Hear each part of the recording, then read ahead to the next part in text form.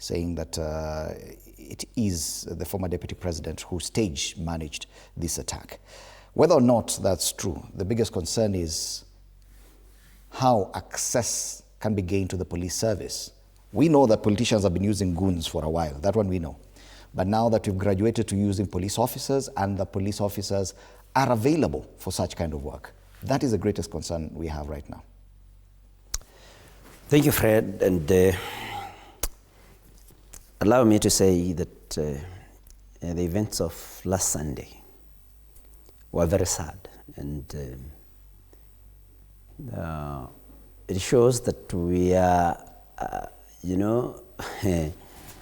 we are getting into some abyss. I mean,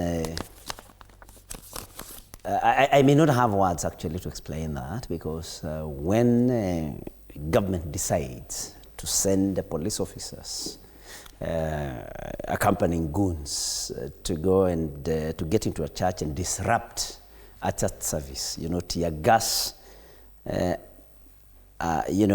church building during a church service where women and children are in attendance, just because Rigathi Gachagua is there, just because Rigathi Gachagua will, tell one or two things about government that government does not want wananchi to know. It is a very sad situation. It is actually, sometimes I get really irritated by CS Ruku, because, we used to appear with him here many times.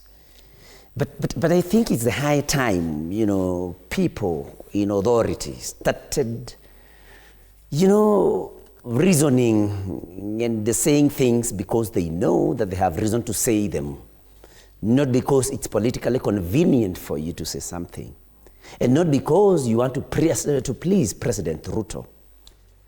I think, and I'm not here to condemn anybody, but I think C.S. Ruku, I'm only mentioning him because you have featured him.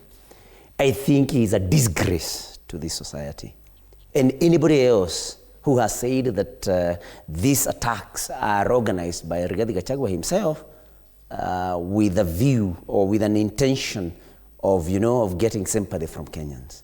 Fred, if Rigathi Gachagua is organizing goons and attacks to attract sympathy from Kenyans, where women and children and other innocent worshippers, for example, suffer the way we have been seeing, because this was not a first attack.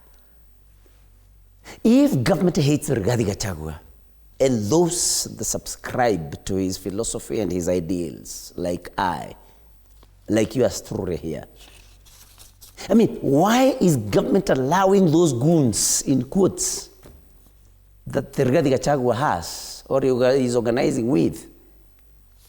People who even have guns, illegal guns, because if they were going to be goons by Rigathi Gachagua, masquerading as police officers with with guns, why is government not, and they have NIS, National Intelligence Service. Mm-hmm. They should know whom it is and who is planning to do that and arrest them. Why I say, and I would really wish to meet somebody like C.S. Ruku, so that he can tell me why, as a cabinet secretary, he is lamenting. Why doesn't the government protect innocent worshippers from the goons of Rigathi Gachagua? Why have they not arrested them? They have been named. Have you been summoned by police officers for any questioning with regard to what happened? No. Has there been any attempt? They will not do that, because they know they are the ones that planned these particular attacks. And the names have been given. You look at the Standard.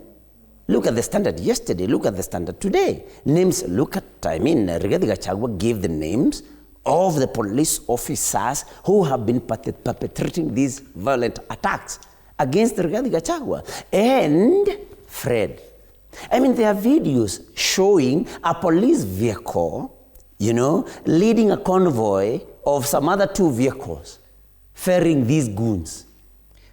Then somebody will want to tell you that the police officers were there to intervene because, of course, Rigathi Gachagua's goons, lobbed tear gas canisters to the church. In the first place, No particular, individual is allowed to hold, tear gas. Why don't they arrest? Question, Senator. Yes. You've been a politician allied to the government at one point. There have been accusations that some politicians allied to the government right now are the ones doing this.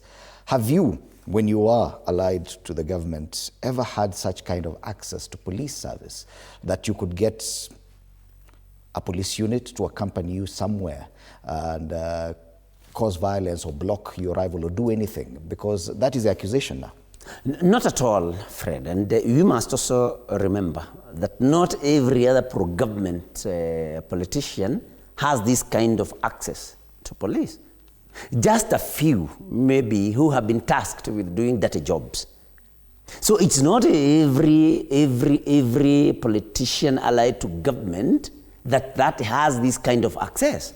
It's just a few politicians who have this access. And this access is given directly by the President Ruto himself. And that is why the President has not condemned. Have you heard President Ruto condemn that incident that happened in Nyeri on Sunday in ACK Wetima? He doesn't. He won't. There have been other attacks in churches, in Kariobangi, in Mweki, in many other places. He does not condemn this because he knows he's the one who has empowered these politicians. And Fred, probably we should say that it is the high time President Ruto tells the nation what problem he has with the church, what problem he has with women and children. No. Because the first church attack was in Kiambaa in 2007, and there are reports that he was linked to it. What is happening now when he's president, and he does not even condemn that? This is a president who is on record as saying that he was prayed into office by the church. This is a president who used the church as a platform to get elected, to campaign. This is a president who now has a problem with the church, women and children. It is the high time President Ruto explains to the nation what problem he has with the church, with women, with children, all the way, because you cannot give politicians Senator, access. I'm giving you more time because you were there. Yes. But there have been